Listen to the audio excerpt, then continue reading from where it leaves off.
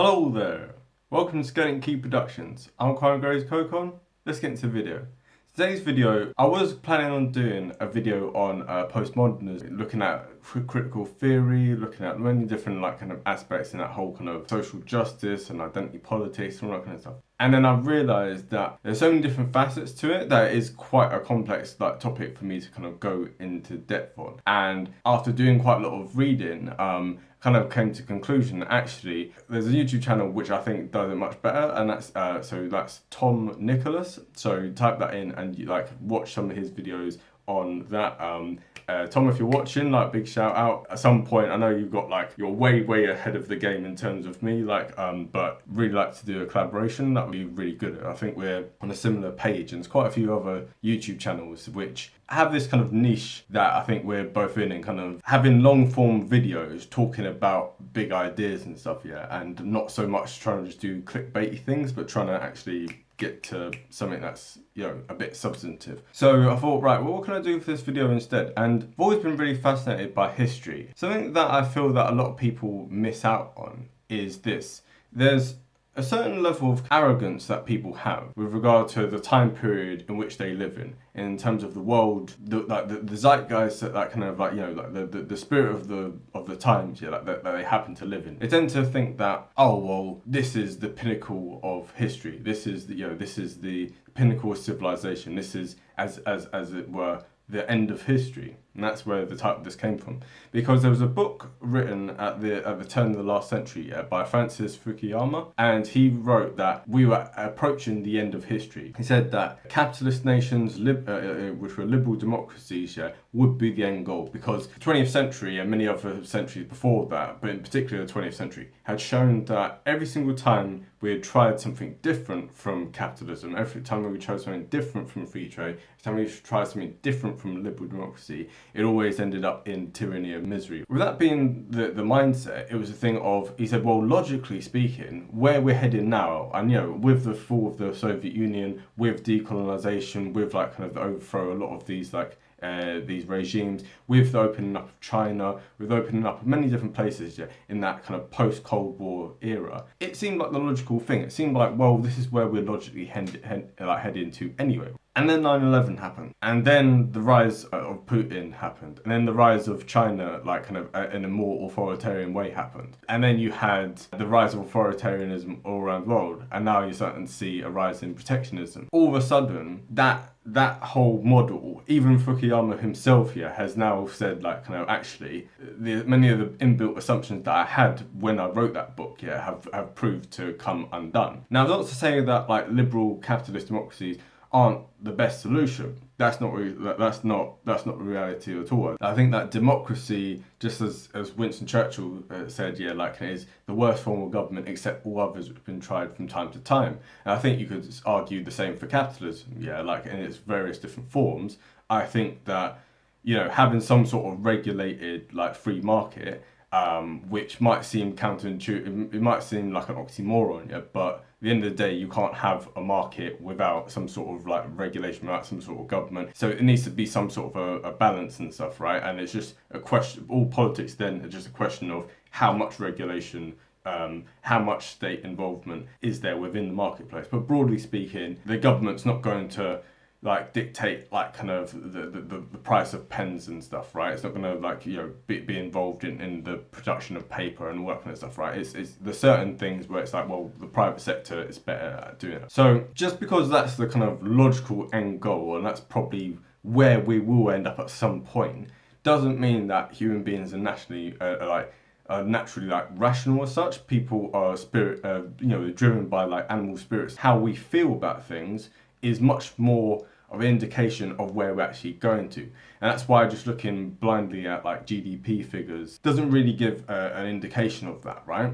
Because the question is, who benefits? And this is what we're going to look into in this video. As Tony Benn said, a famous socialist politician here in Britain, he said that there's no final victories and there's no final defeat. There's just, the struggle goes on. I think this view here is much more in keeping with what history is actually like, what politics is actually like.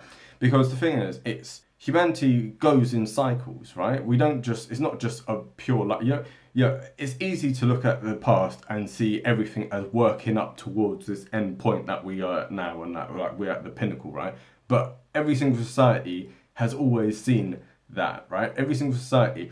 You go 100 years ago, yeah, like kind of people thought that they were at the apex of civilization, yeah. You go like 2,000 years ago, yeah, people thought the same thing. Just because we're in the current age we're in now, we shouldn't have the kind of arrogance to think that actually, like, we're at this pinnacle. Because two things from that. First of all, we ignore the fact that there's many things from previous times which we are forgetting or like ignoring, and that arguably older times did better. And then second of all, we have to understand that like within any system there's winners and losers, and that history is written by the victors, and those who are in power now are the ones who create the narrative of this is, you know, we're at the point, right?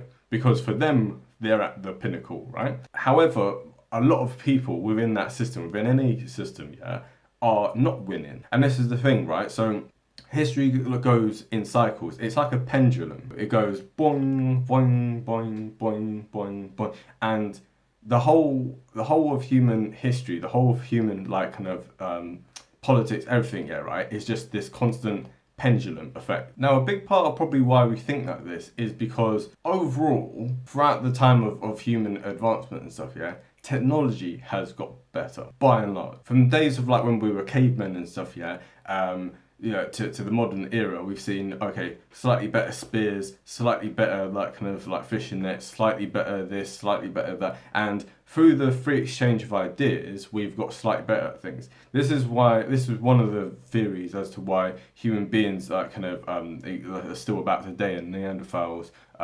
largely died out. Although obviously quite a lot of them interbred with humanity, but that's a separate story. If you look at early human societies, we had groups that were about like 30, 40, 50 kind of people. Us going about like kind of, you know, we were still kind of xenophobic, yeah. We were still kind of like hostile to like kind of to strangers, right? Because that's an inbuilt thing within nearly all animals, just that fight or flight kind of thing whenever you see something that's new. But by and large, we were more likely to positively interact with neighbouring tribes. We were more likely to, like, you know, to cohabit with them. We're more likely to form relationships with them. We're more likely to trade with them. They might not have had like money in the sense that we know it today, but money, as we've discussed in the previous video talking about money, there's always been units of exchange, and people have been like, oh, that, like, you guys make your spears slightly better. How do we? Okay, right, we'll buy your spears, right? Okay, how do you make this? But oh, you make it those, okay. And there's constant innovation. There's constant like exchange of ideas. Whereas Neanderthals were a lot more closed in. Yeah, they would have like groups of maybe like 8 or 10, and you find that whereas humans, yeah, throughout for tens of thousands of years, like kept innovating, like with better spears and etc. etc. You found that Neanderthals, they had those things, but they were very crude and they didn't advance for tens of thousands, 100,000 years. It just stayed pretty much the same, right? And that's because they were incredibly xenophobic, and they were very, very insular, and they didn't really like interacting with other Neanderthal tribes. Because of that, an innovation in one little valley here meant that in the next valley, that idea wouldn't leave that valley, basically. Whereas with humans, as we moved about, as we traded and stuff, you know, these different ideas would spread. And obviously scale this up to the modern era and stuff, right? Where you have globalization, where you have the internet, where you have like kind of, you know, like really, really easy travel. Yeah, like, you know, it would have taken like a year for us to travel to somewhere like Australia, like kind of like 200 years ago. Now we can do that in a day, and we can send something over to Australia. Like I can send an email right now, and someone in Australia can literally get that within like seconds, right? Like not even seconds, like fractions of seconds. Because of that, the free exchange of ideas allows for different innovations to spread throughout the world. Like we see now with the vaccine for COVID and stuff, right? People all around the world are all competing for the best idea, for the best vaccine, and they're selling this and they're buying this, and you know, and because of that, there's innovation. Because of that, there's competition. There's advancement. As a collective species, like we're finding out new things about ourselves. That works in the materialist world, right? Like the economy tends to go up, technology tends to advance, etc., etc. And so, because there's this level of determinism with regard to the materialist world, we tend to think of the same when it comes to like the cultural world, right? Or, the world of values. And this is not really the case. The way you see this is throughout history. Okay, so part of what gave me the inspiration to do this video in the first place was I was watching a history on Weimar Germany and what Weimar culture was like. And it's quite interesting to look at it just as a standalone, because we often look at Weimar Germany, the period in between like World War One, or the end of World War One, and like the rise of Hitler. We tend to look at that period more in terms of setting the stage for what comes next, right? With regard to like the rise of Hitler. But actually, just as a standalone, it's quite interesting to look at that culture. If we compare it to Imperial Germany, so Germany under the Kaisers, Germany under the Kaisers was very conservative. It was very traditionalist. Was very reactionary in many regards, and there was elements to which, when there was some sort of repression, they would have to liberalize a little bit, and they would democratize a little bit, and they give certain benefits to working people, which is where Germany under Bismarck ended up having the world's first like proper like welfare state, partly as a kind of like compromise to socialists and stuff, and like, but it's a very different society, it's a very different structure, like a value structure, to what came in Weimar Germany. Weimar Germany is liberal, it's cosmopolitan, it's multicultural, it's all sorts of normal all sorts of like social norms, all sort of sexual norms, kind of like all sorts of taboos that kind of would have been repressed in the previous period get completely thrown out. You have all sorts of things. You have like sexual liberation, like you have women's liberation, you have gay liberation, trans, you have pornography, you have like kind of all just, it's like literally, it's like the 60s, before the 60s, like that's the best way to describe it. In no other country in the world had there been this sort of like this overthrow of like all these kind of, which were essentially Victorianish kind of value structure, very austere.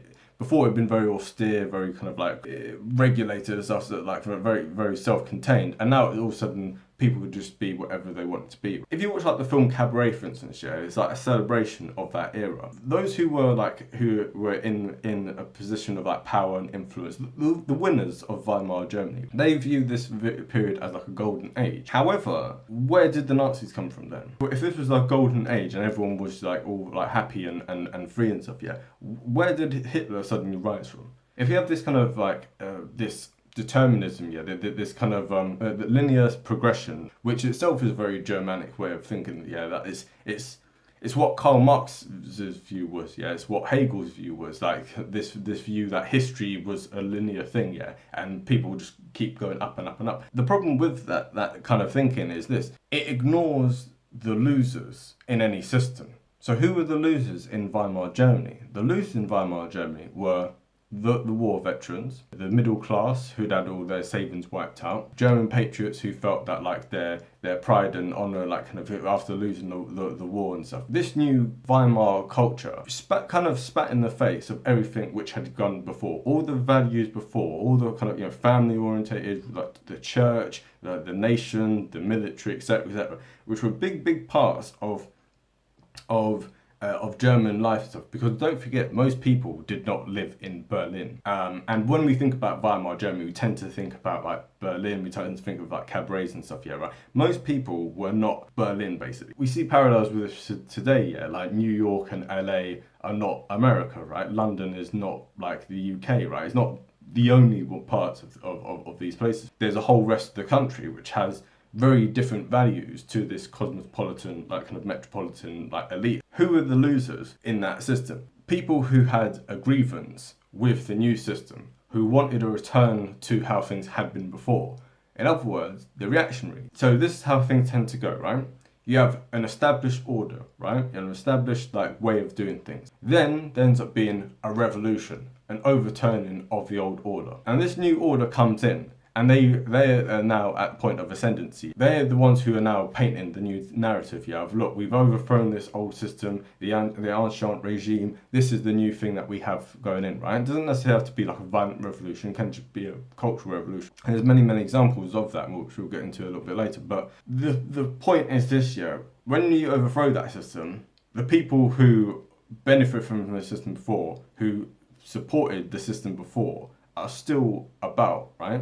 And it's a thing of, there's this undercurrent, this bubbling up of resentment and rage and stuff, right? And contempt, right? Because the people here, they're now the ones in charge, and they look down on the people who were there before us. Oh, they're backwards, they're ignorant, like kind of like they're stuck in the past, etc., etc. Like, get with the program, people. They end up being the vast majority of the population. So this is why when you're having revolutionary kind of rises to power of new things here, the general population, which is not part of that new, because don't forget the cities, yeah, like this is a big thing, like kind of urbanization, with like an industrialization brings lots of people together in cities, yeah, right? And cities are melting pots for different ideas and exchange of different ideas and values, etc., right? And cities tend to be where lots of very innovative people like kind of like come to, so very creative people. And there's a certain level to which, if everyone's thinking in this kind of creative way, yes, it creates a lot of art and it creates a lot of culture and it creates music and it creates good food, etc., etc. At the same time, it ends up in a way, while there's such a focus on diversity, there's actually a very much a lack of diversity in thought, because everyone comes together and they have these same broad values, and there ends up being a disconnect between the inner city and the rest of the country, right? And the people in the inner city, yeah, because they're so consumed in this urban like environment, like kind of the cafes and the bars and etc., right, and the offices that they work in, they tend to view the people outside of the thing as less advanced, yeah, as less like kind of like with it and stuff, right? Like, you know, they tend to look down on these people. And equally, the people outside look in on these people in the inner cities and think, look at these people. They have no pride in the country. They have scorn for it. They have scorn for social norms, for gender norms, for all these kind of things, right? Everything's kind of just being thrown out the window and stuff, yeah. And it's a thing where actually these people are undermining what it means to be whatever we are and stuff, yeah, whether it's German, British, whatever, right? It ends up being a thing where at election time, these people, the great silent majority, rebel against the thing. Like, whenever they have an opportunity to voice their discontent, they rebel.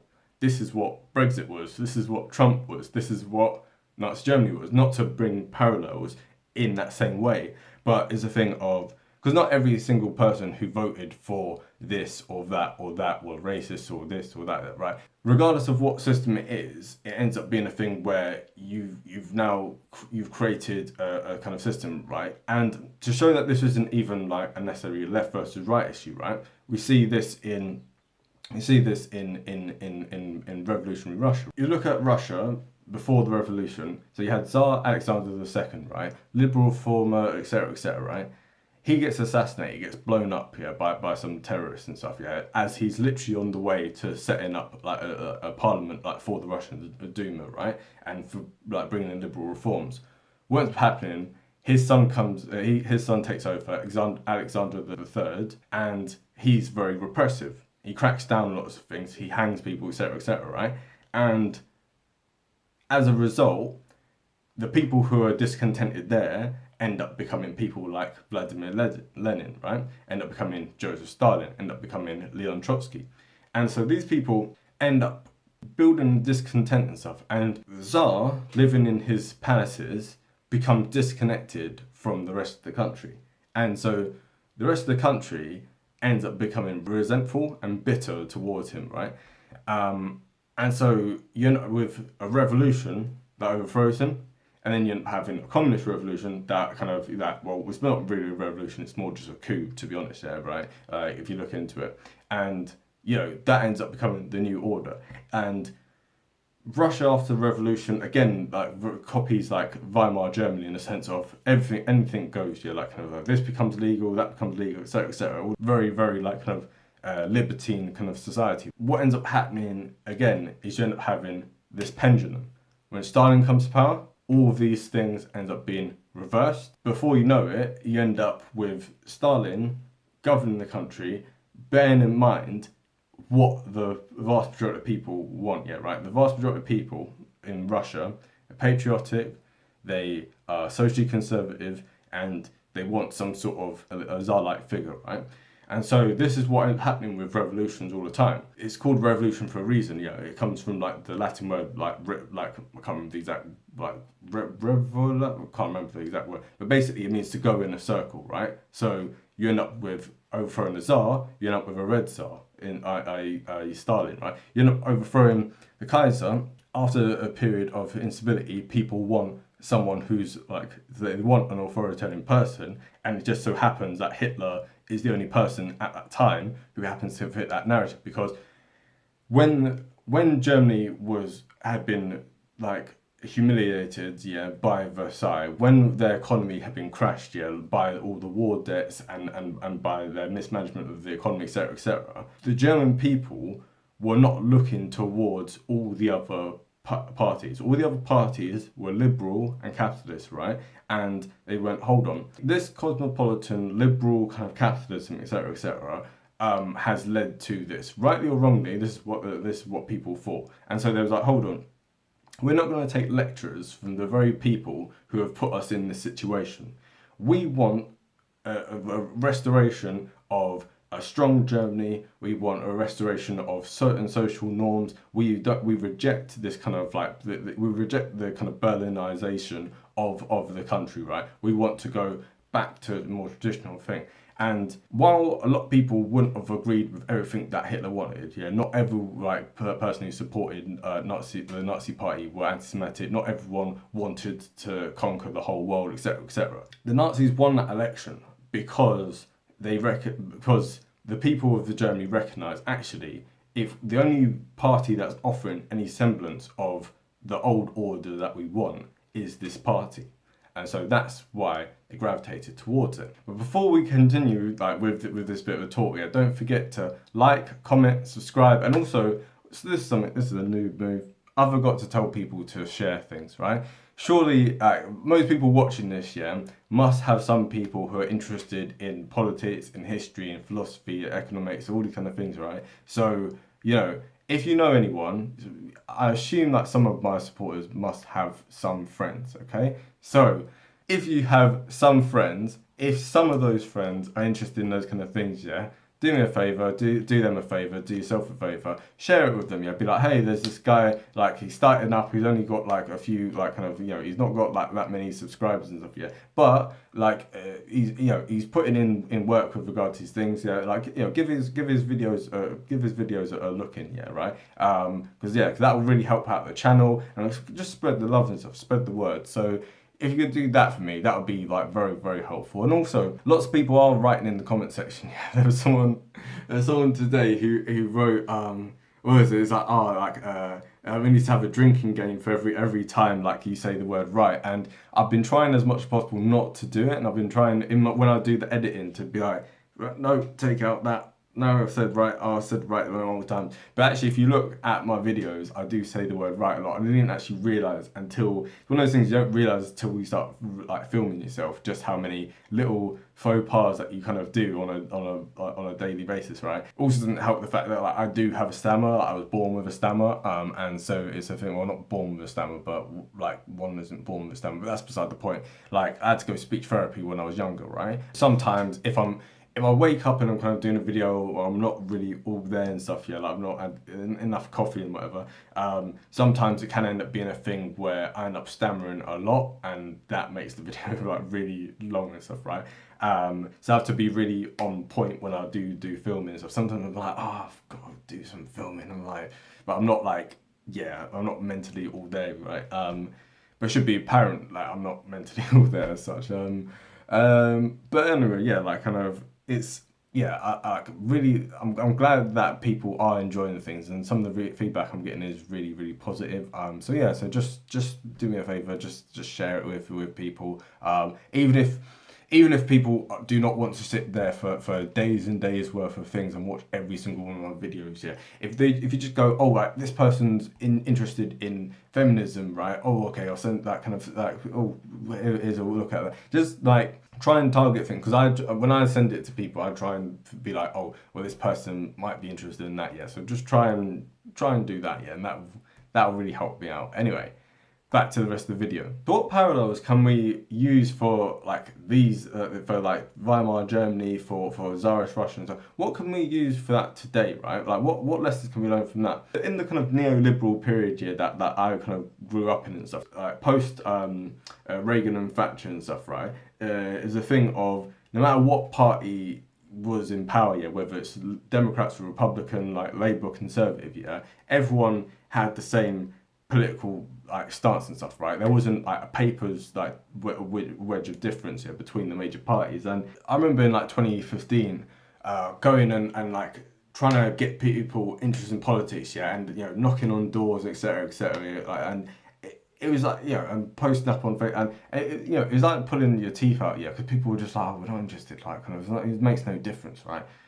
And then zoom forward like a few years, and literally the whole world's on fire and stuff, right? And it's a thing of, it's like, wow, okay, cool. So it's amazing how quickly things can completely. It's like what Marx said about like kind of history can stand still for 100 years, and then 100 years can happen like overnight, or some, I can't remember the exact quote, but something along those lines. As much as people like in London and in DC and in like New York and LA, as much as they were being like, yay, like kind of like this is all good and stuff, right? It was a thing of actually, and I don't even just mean with the Brexit thing, yeah. Like kind of, I don't just mean Trump, because this phenomenon was left and right. This kind of populist wave. You saw left-wing populism as well as right-wing populism, and it's because people were just fed up. People were fed up of the fact that you'd had this kind of stagnant thing, which, you know, this stagnant like 30-year period where the rich people got richer and middle-class people's wages stagnated. And then when there was the you know, like the crash in 2008, which was caused by the elites in the first place, yeah, right?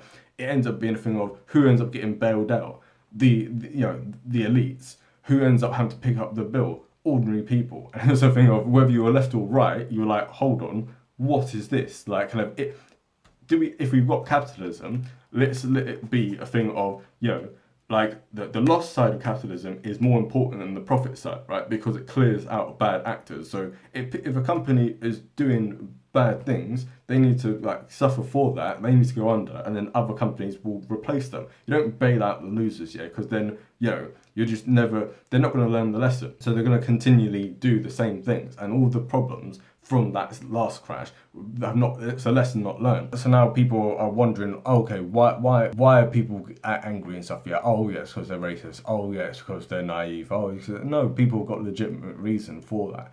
In any system, people have a legitimate grievance, yeah, for wanting to overthrow a system. Like, you know, there's constantly revolution and reaction, and you know, there's this constant like cycle and stuff, right?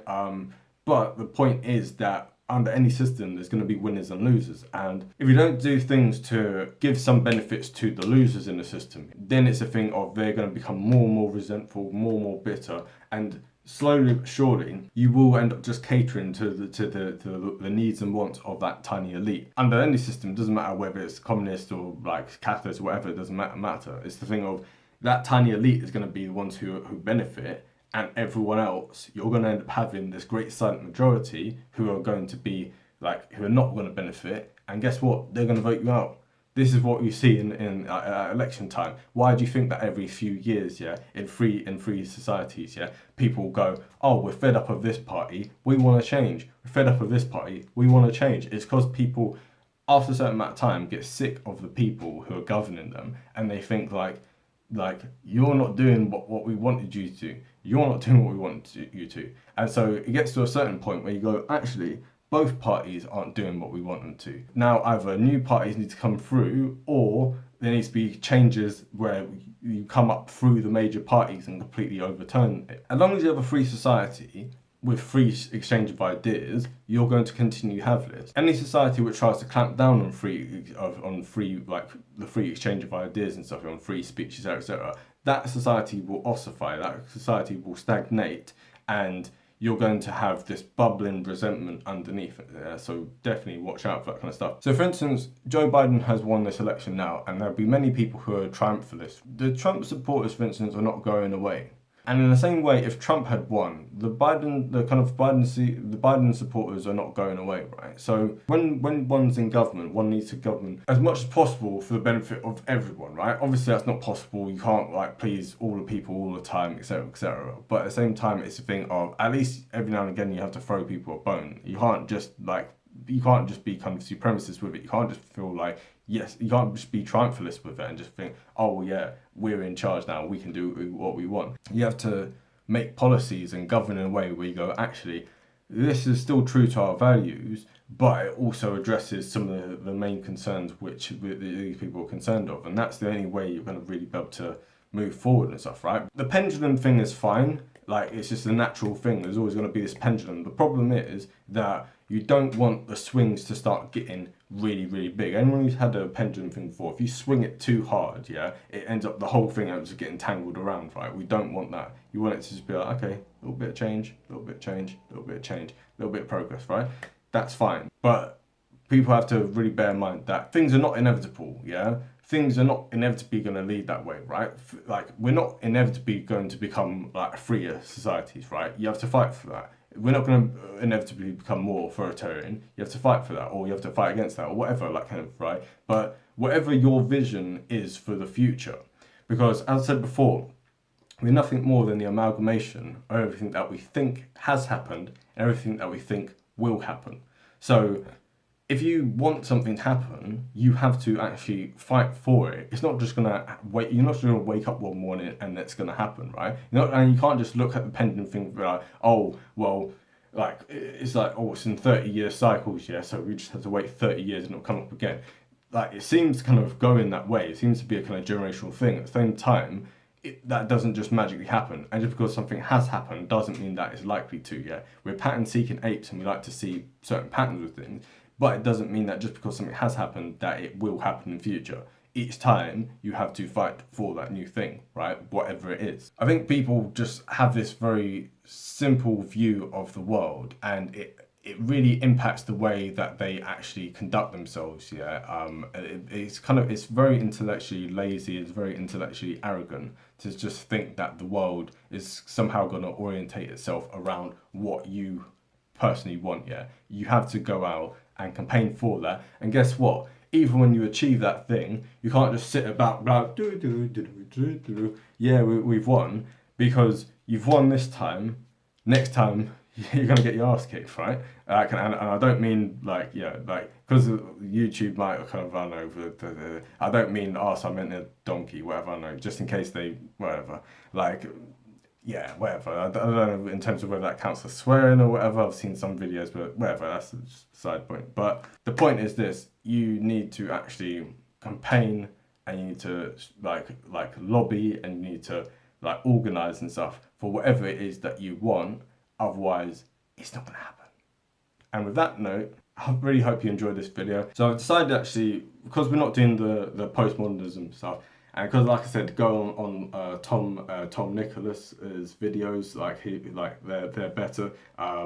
Like with regard to the nuances of all that. We finally finished our political theory series, yeah. So what we're gonna do now is go through a whole stream of different alternative history, because I'm a real nerd for this kind of stuff. And I know that a lot of historical channels I watch here, like kind of like TIK, like so TIK, right? I know that people are like really decry kind of like alternative history, but I personally think that doing alternative history, I think, is really helpful in understanding just how important certain things were in history, right? And like how the world would be different and stuff. And it requires a little bit of imagination.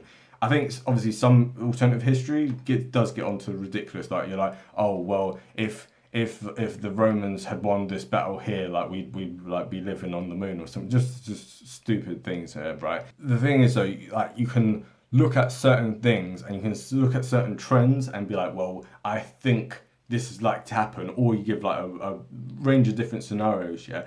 But I think once you start getting further and further beyond a certain point, it starts becoming a bit more difficult, right? So yeah, so I'm gonna, with these alternative history videos, it really shows the more history you know, the better they kind of are and the less ridiculous they are. So I've put in a lot of work and a lot of research to try and make it so that they wouldn't be too ridiculous and not going to be too specific, saying like, this is what I think the world map's going to look like, because there's no way of me being able to predict certain things. I can tell you general trends, but that's pretty much as far as it's going to go. But hopefully within those alternative history things, for those of you who don't know about these things, you will end up learning about a lot of history, because I'll have to give a lot of context for those videos anyway, right?